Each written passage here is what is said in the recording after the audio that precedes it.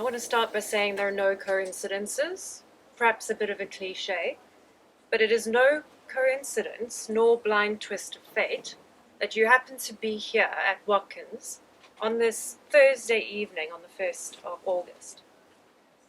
Perhaps you found yourself here by accident, decided to stay and see what I had to say. Perhaps you consciously planned to be here in advance. Or perhaps you felt that you have no choice but to be here. But the fact is that you are in this shop at this moment because at some level your soul, in other words the real you, decided that it would be beneficial for you to have this experience. I should hasten to add that this experience could be both positive or negative, perhaps something in between.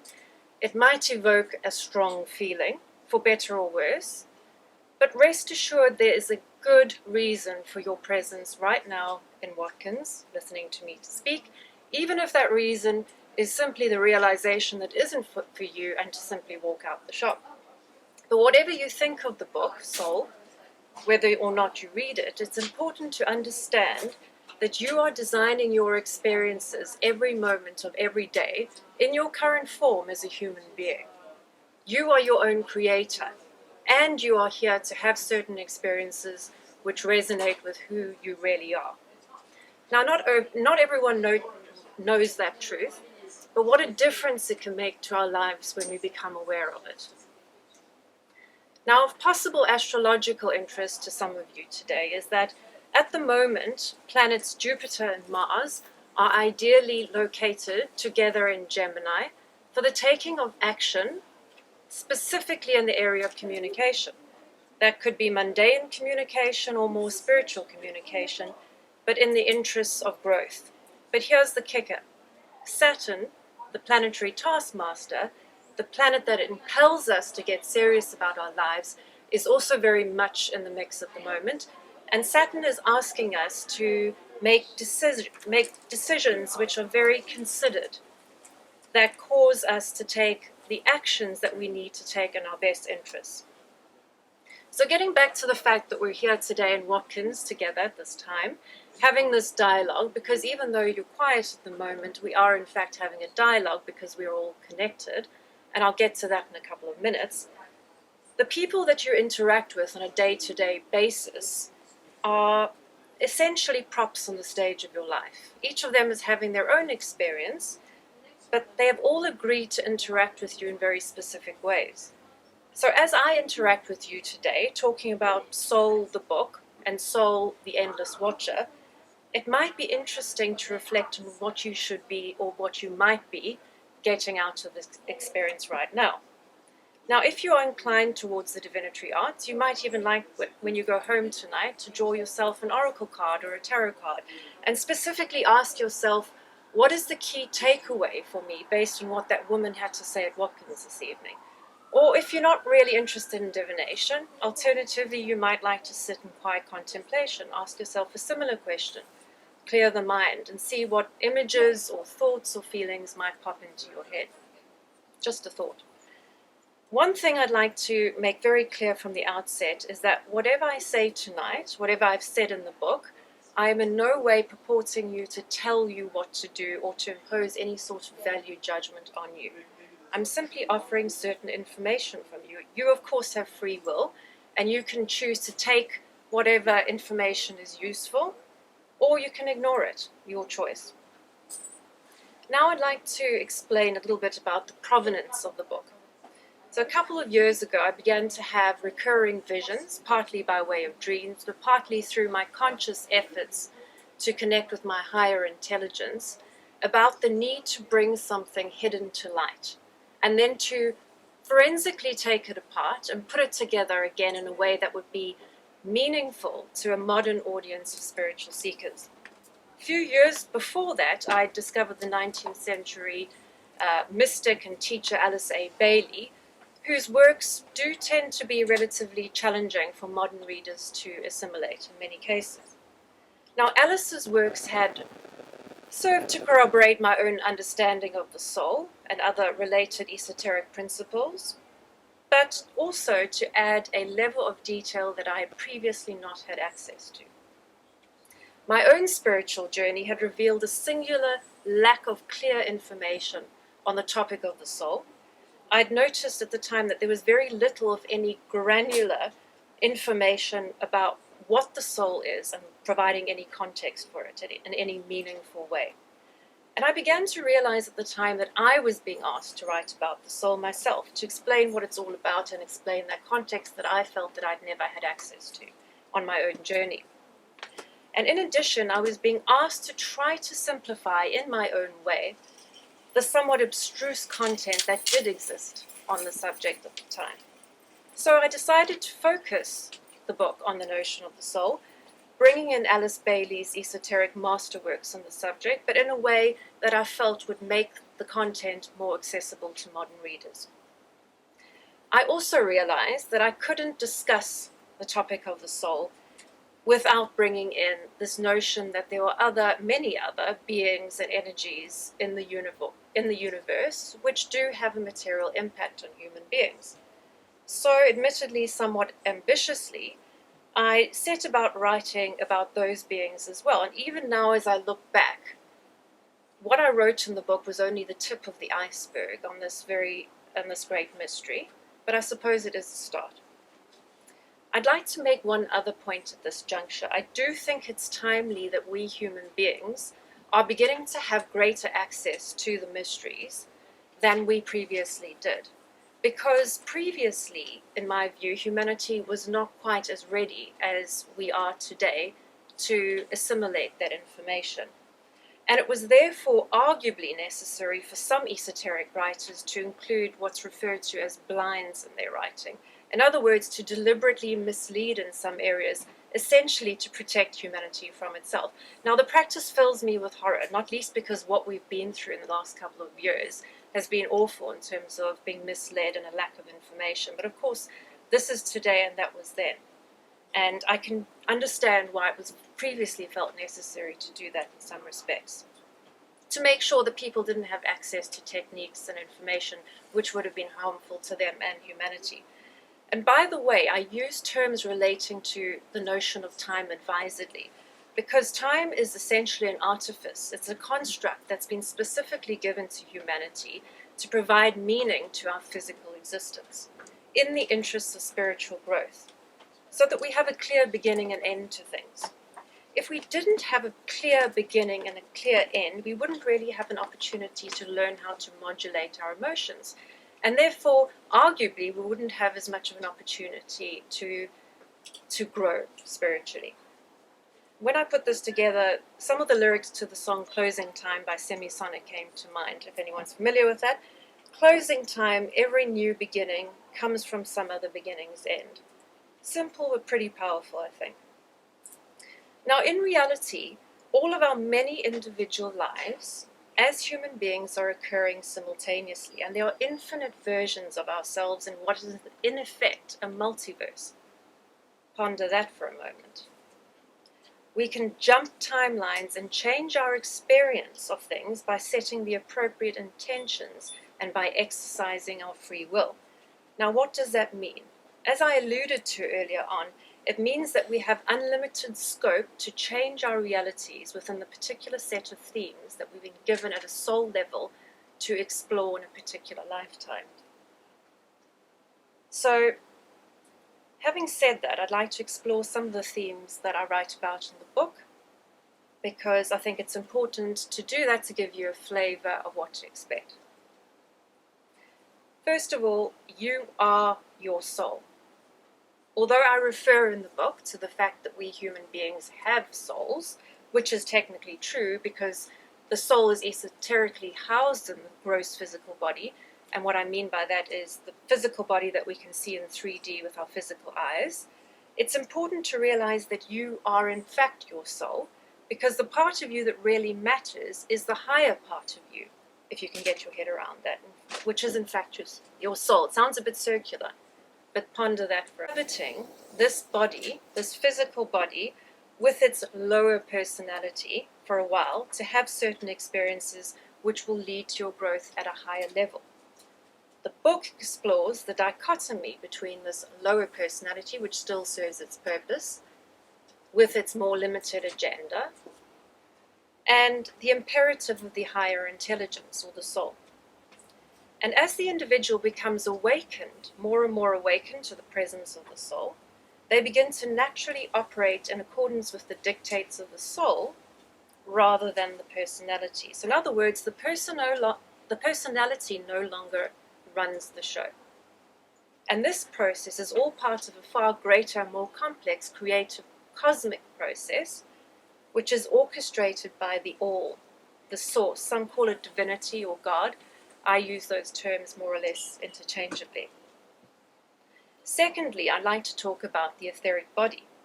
Now, the book outlines both the physical and esoteric makeup of our bodies in quite a bit of detail. I'm not going to attempt to go into that detail today, but I do think it would be worthwhile spending a little bit of time on the etheric body because of how important it is in our day-to-day life, and given how significant an impact it has on our well-being. The etheric body is the vital astral emotional body whose function is to receive, assimilate, and transmit vital force from the sun to the physical body.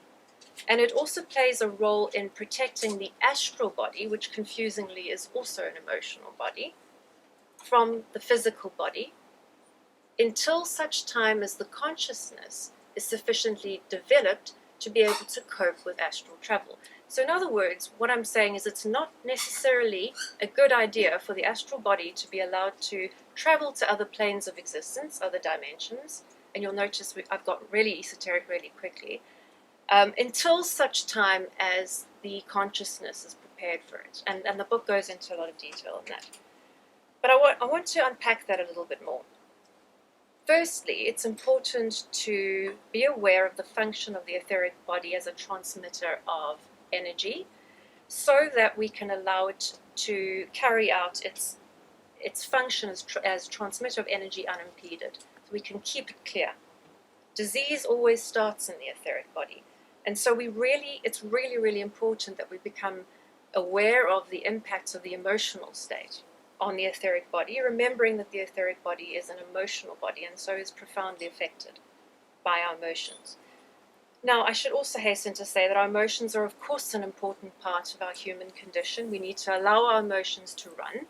We need to be able to process emotions of all forms and all of our states.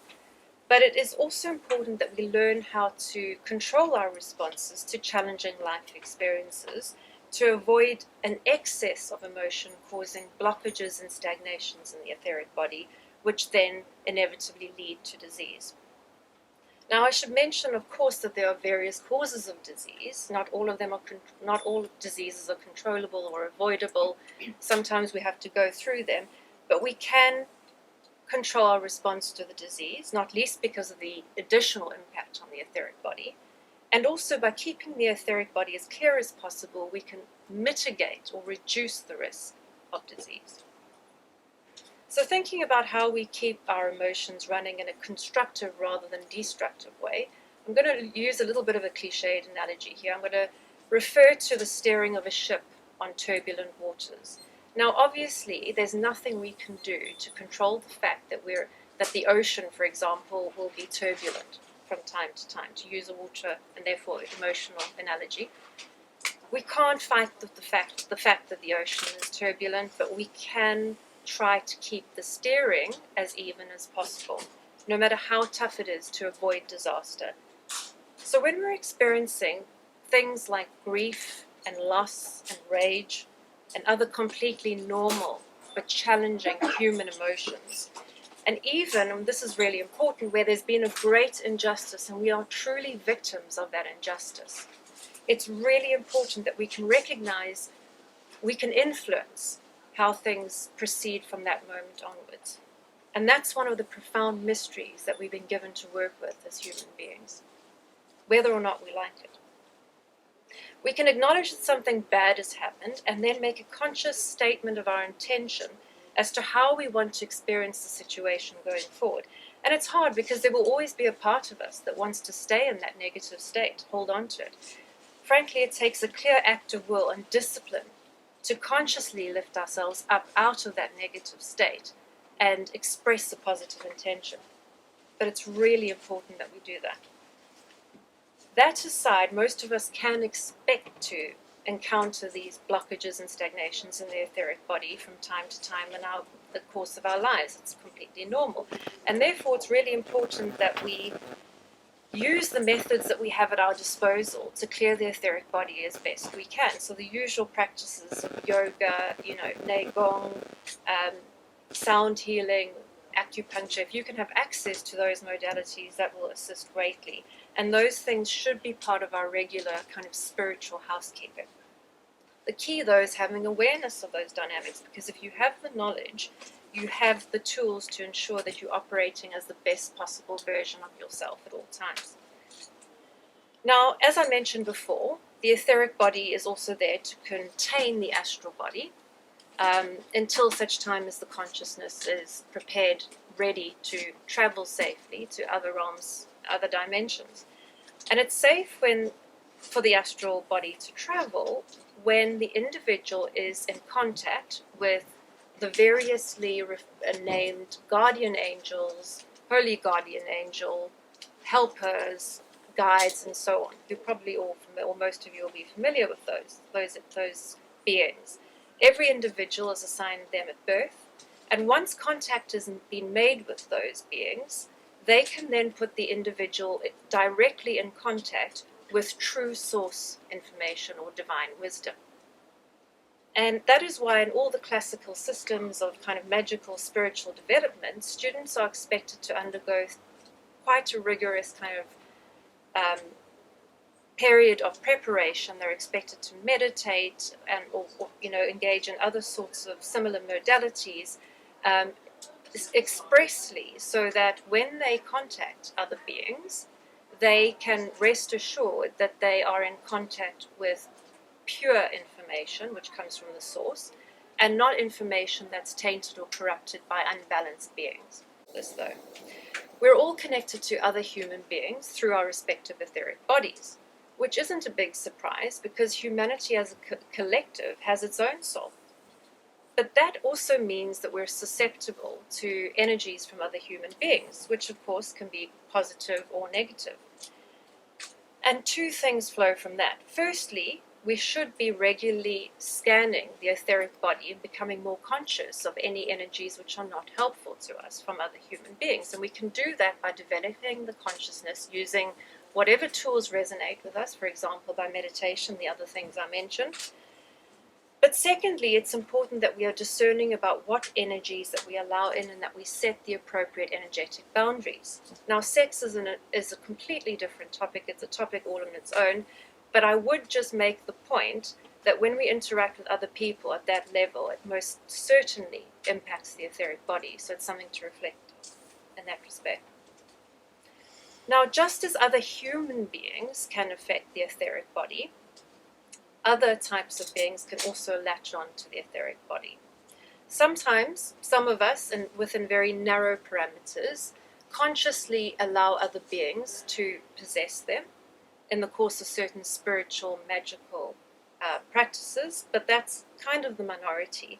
In other situations, we need to be very mindful of the risk of possession by harmful beings who may be fundamentally opposed to our constructive growth. In other words, growth that is aligned to who we human beings really are at both an individual and collective level. I go into a lot of detail on that again in the book. And I don't want to cultivate a fear mindset around this because we need to be able to deal with these things. But it is even more important that we are aware of the potential risks of interference from other beings, particularly if we engage in spiritual practices which make us more energetically visible. The key, as with everything, is discernment. Who or what do we want to share our energy with, and do we do it in large doses or perhaps in smaller homeopathic doses? That's the question.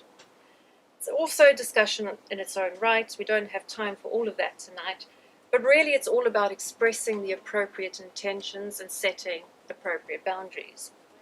And it's also, again, important to carry out those regular spiritual energetic clearing practices to be able to identify when things feel out of whack and get rid of anything that doesn't belong in the etheric body. Obviously, some people will be more sensitive to these sorts of dynamics than others, and that will be visible in the natal chart. Some, or perhaps many of you, will also be aware that the more we work with constructive beings and energies, the greater the level of energetic protection that we will be afforded. For example, in the way of dreams, visions, and intuition that just something is off. I want to develop this theme a little bit further now and talk about choices. As we have free will to choose, perhaps the most important choice that all of us will have to face at some point on the mystical spiritual path is what we are spiritually aligning ourselves to. It's a very nuanced question, but allow me to attempt to draw some of the essence out of that. Of course, again, it all starts with intention. If you have access to spiritual knowledge and wisdom, you have the ability to steer the course of your life with conscious intention rather than being susceptible to whichever wind blows in your direction.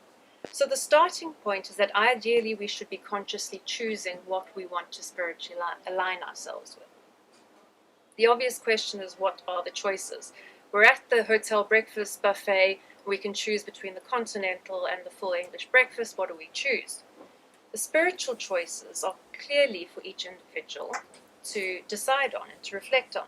But to narrow this down a little bit, there is the direction in which the cosmos is inviting us to travel, and then there's a direction which is at odds with the universal patterning. So let me break that down a little bit more, and don't worry, I'm going to develop this a little bit if any of you are becoming unsettled with the notion of this cosmic patterning. Each individual incarnates with a particular growth imperative, which is imprinted in the natal chart. So that's the individual level, but let's expand that a little bit further out away from the individual and look at humanity itself. Humanity has been journeying through various cycles of evolution since time immemorial. And the famous American psychic Edgar Cayce implied that humanity is a lot older than science realizes. Apparently, we've been blowing ourselves up and reinventing ourselves for a very, very long time. Now, as it happens, we are influenced by certain energies that travel to humanity, to Earth from the constellations, via the Sun and other planets in our solar system. And those energies are directly influenced by Source. So in other words, the energy flows from Source, through the constellations, through the Sun and other planets in the solar system to Earth. They directly influence our development, and they determine what themes we are each working to according to our individual and collective blueprints. That's the real astrology in my view. Each planet has its own soul and is in its own process of evolutionary growth. Some planets are a little bit more evolved than others, perhaps unsurprisingly. So Earth, for example, has not yet reached a point in the development of its own consciousness where it's able to fully express itself as an evolved planet, which kind of makes sense if you think about the ongoing conflict between so-called good and evil on the planet. So the energies that it transmits to humanity are necessarily influenced by its imperfect consciousness. Mars is another example of a planet which isn't fully evolved. By contrast, Saturn and Venus are more evolved planets. But here's the thing, we need to be aware that individual soul growth necessarily influences the planet's soul growth. If we work constructively with the energies that are currently available to us, we will evolve to a point where we're able to experience other creative forms of existence in the cosmos. If, however, we choose not to work in accordance with the energies that we are being directed to work with through the soul, we will inevitably stagnate and hold back our evolution, again, both at an individual and collective level. Now, I want to provide some context for this apparently binary choice between moving in alignment with the cosmic pattern and the opposite, because I don't want this to just appear to be more dogma, which doesn't make sense.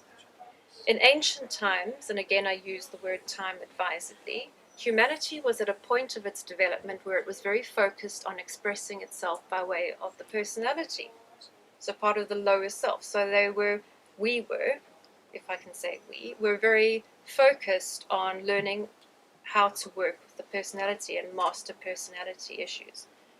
And at the time, human beings were influenced by certain entities who were also aligned with that objective.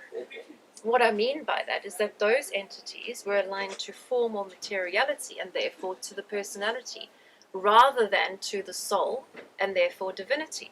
Now realize that both are acceptable areas of focus, it's just that they represent a continuum of growth. Now, for reasons which are not entirely clear to us, those form or material-based entities are still able to access our material physical plane to this day, and they therefore still do and influence humanity. I'm going to make a slightly odd comment on the side, which is that I think, and this will be meaningful to some of you, I believe those entities were also responsible for influencing another group of beings called the Anunnaki, who were involved in the genetic development of humanity. But that's a totally different story. Here's the thing, though. Humanity has since moved on. It's no longer focused on this overarching goal of working on expressing itself through the personality, although many of us are still operating at that level, as you all know, in society.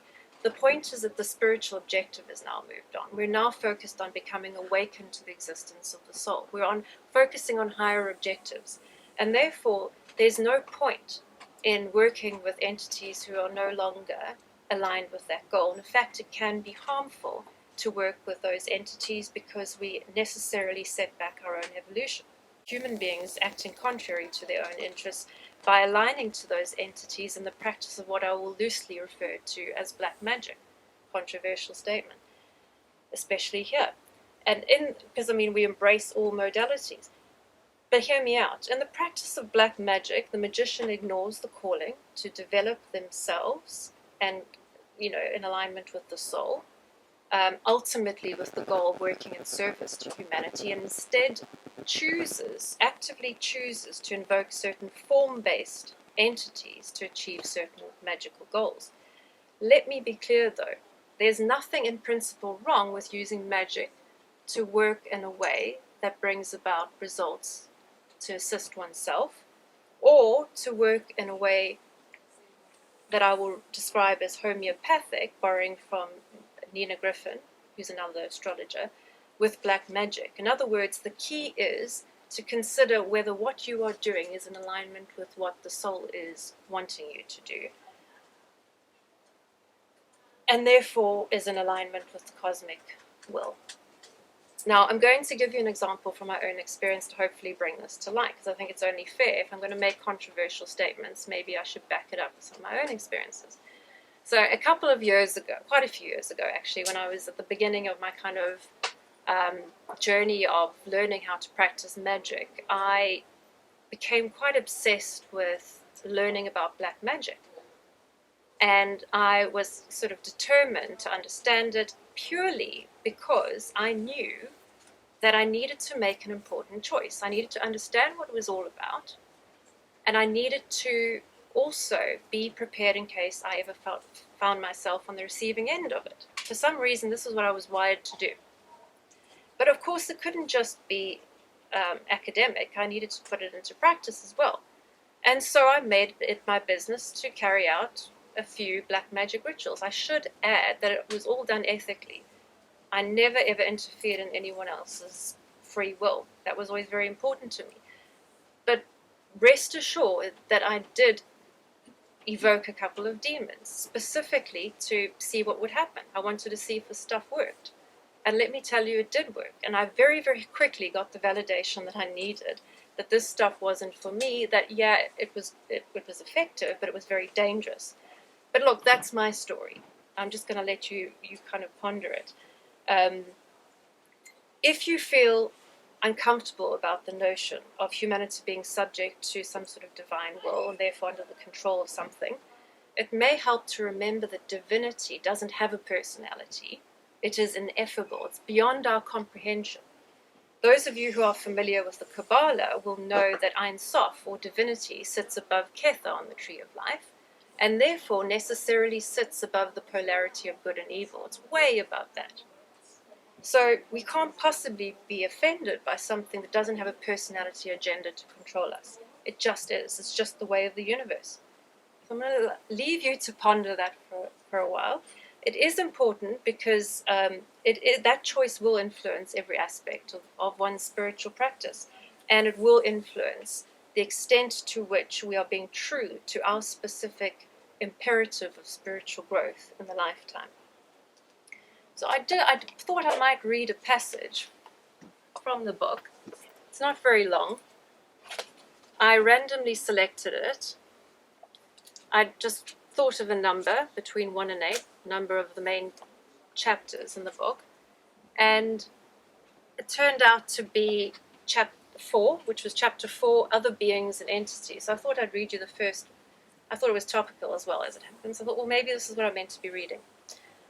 So it's about 1.5 pages, and I start by quoting from the Tao Te Ching.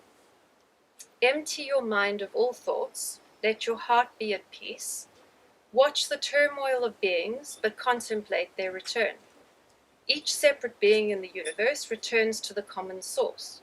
Returning to the source is serenity. There is something quite wholesome and safe about the notion of a human soul striving for perfection, grappling nobly with the internal influences that might hold it back from escaping the endless wheel of birth and rebirth. Yet, comparatively little seems to have been said in this context about the many other beings that feature in the human paradigm, from the beings that form the building blocks of creation itself, to the hostile entities that pervade our societies, willing our destruction, and everything in between. All those entities are an integral part of the hierarchy of the universe that humanity is but a tiny part of. As human consciousness evolves, it is becoming increasingly important to cultivate awareness of these other beings. Even though they are rarely acknowledged, their influence is real and experienced by humanity both consciously and unconsciously.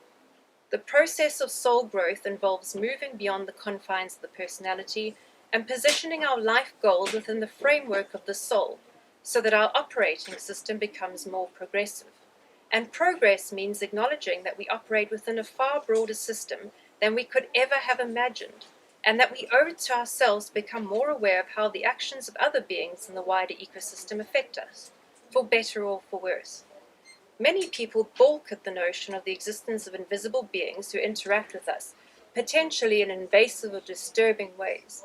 Sometimes they are literally the stuff of our nightmares and invoke a unique fear in us, the kind of fear born of phenomena that we cannot explain away to human vice or mental illness, and for which science has no explanation and would therefore prefer to dismiss. More often than not, people tend to relegate these phenomena to psychology, ostensibly to give themselves a means of controlling them. Even in occult literature, the subject has been scantily addressed, and where it has been addressed, the information has tended to come in piecemeal form. In the following sections, I address what I consider to be the most significant of paranormal beings, drawing from my own experiences in some cases to provide insights into matters that might otherwise remain an abstraction to many readers. So if you want to find out more, what's in the book, which I believe is available upstairs. In closing, I'd like to thank Watkins from the bottom of my heart for having me here, inviting me to speak. It's been a real honor. Thank you so much. And also, I'd like to thank the many wonderful souls who made this book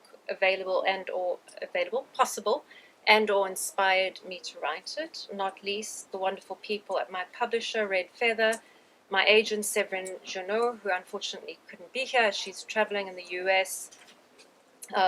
My husband, Jason, my good friend, Javi. Thank you all very much for coming today. I really appreciate that. And I'm going to hand it over to you now in case you have any questions. I'm all ears, if anyone has any. Appreciate I've given you a lot of information, which I tend to like to do.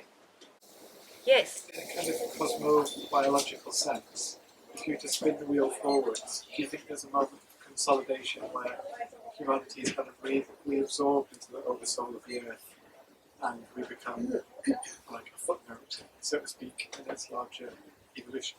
I think that's broadly correct, because we are part of that soul or oversoul, and as the planet evolves, we are an integral part of it.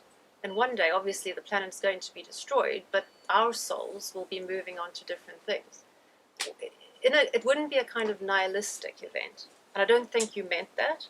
It would simply mean that we'd be moving on to something different, a different expression. So I think that's broadly correct in my... Anything else? These are really big topics, and it's quite surreal sitting here talking about them glibly. But these are some profound things to consider.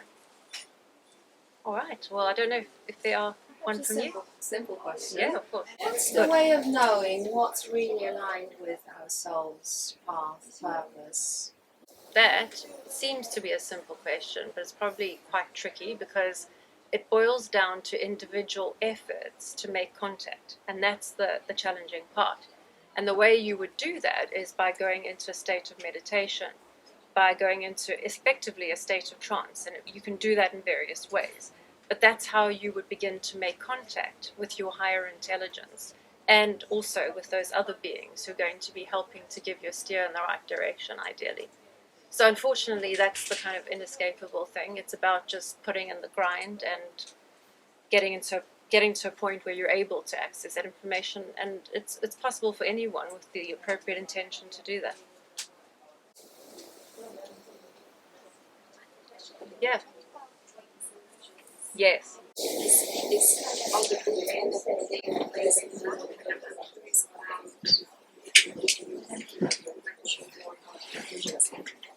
Yeah. So I do touch, I think, more indirectly in the beginning about the vision, which led me to write the book, which was essentially, I'll share that vision with you in a moment, but essentially I do touch on my own experiences to a large extent in the book.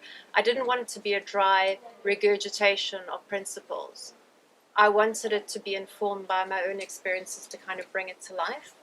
But the vision that I had specifically, I had a couple of visions, but one that was kind of the predominant one was, I call it vision because there's some ambiguity for me, because I have certain dreams at a certain time and I know that they're not just dreams. And essentially it was me as a diver in an ocean, and I was tasked with cleaning these barnacles off the ship. And the ship was ancient, and I knew that it needed to be set on its course again after a long time of stagnation. And that prompted me to think, well, actually it's time to wheel out Alice Bailey's masterworks and bring them to light, because so few people have access to what they truly mean. You know, it takes a lot of grind and toil to kind of, I think, for a modern audience, or anyone maybe, because they're so deeply esoteric. You've got to spend a lot of time with them and live and breathe them. So I thought, well, let me try to bring them to life to some extent, put them together with my own experiences, and make some of it more available to modern readers. I hope that answers the question.